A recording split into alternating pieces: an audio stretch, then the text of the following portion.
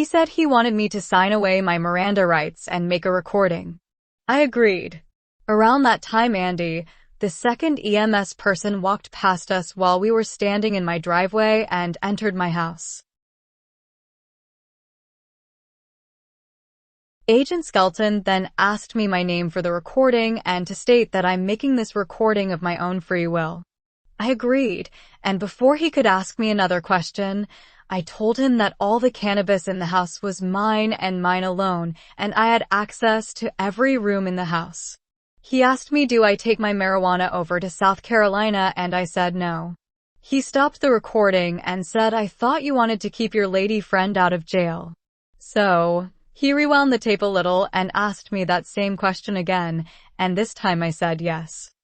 He asked me how much I took over to South Carolina, and I said not more than 6 or 8 grams at a time. He asked me how much did I sell it for, and that he already knew that I was selling marijuana. That's when I knew he was lying, and I told him the truth again. I don't sell marijuana, period, and if anyone says that I do, they are a fucking liar.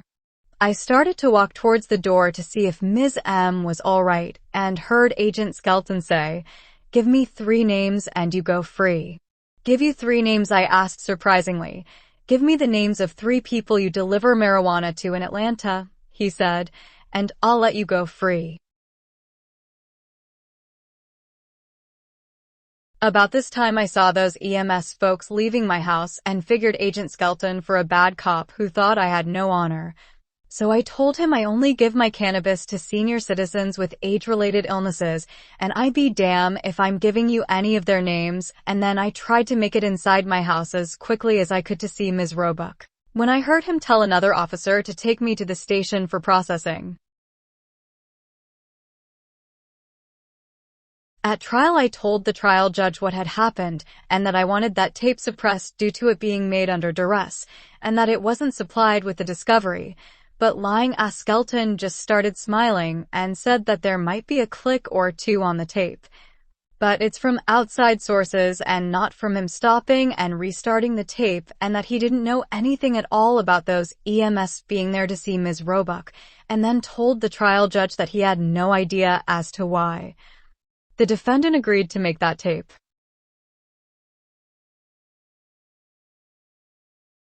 For this part, just notice what time the EMS arrived to give Ms. Roebuck medical attention.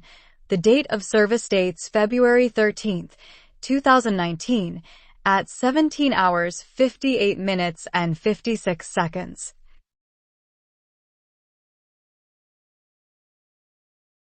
So, I asked Agent Skelton point blank, was it him that put my best friend in jail before she even had a chance to calm her heart down from their brandishing of firearms in her face? Believe it or not, Ms. Roebuck was being booked into the Hart County Jail before I even had a chance to finish being fingerprinted. I know this is true, because I could see her in booking with me. Agent Skelton said it wasn't him, but Captain White that made the decision to send Ms. Roebuck to the Hart County Jail in her condition. This woman below was growing 13 6-foot-tall marijuana trees in her backyard, and she was understandably scared, afraid, and upset when law enforcement officers started jumping out of helicopters, trucks, and four-wheelers. But she wasn't treated like Ms. Roebuck was. Not that I'm saying that she or any other ill woman should have been treated like Ms. Roebuck, just the opposite.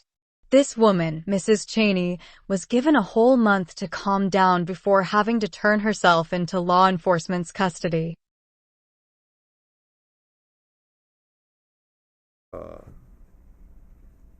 guess losing mobility and just doing different things like that. So I put in a garden for her every year. I plow it up, I till it up, I lay the rows out and everything, and she's the one that plants it.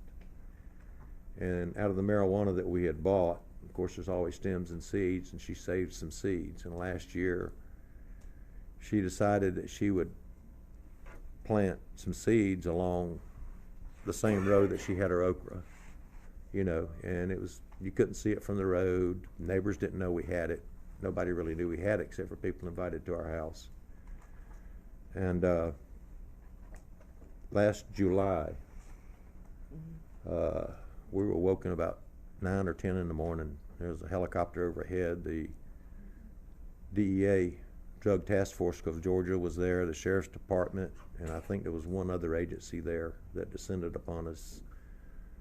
They had the helicopter, they had trucks with four-wheelers. I mean, like we were some kind of top criminal murderers. You know, we didn't know what to expect, and we were just scared to death. The DEA agent was very considerate when we explained to him what we were doing. And I think he really understood and sympathized, and rather than arrest her then, he said he'd wait and call her and tell her when to give herself up. And he called her about a month later, and we went directly to the jail, and she gave herself up.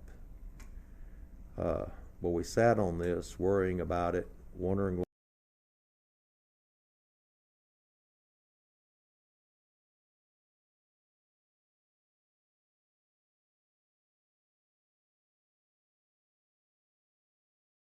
An honorable man stands and faces his accusers no matter the cost.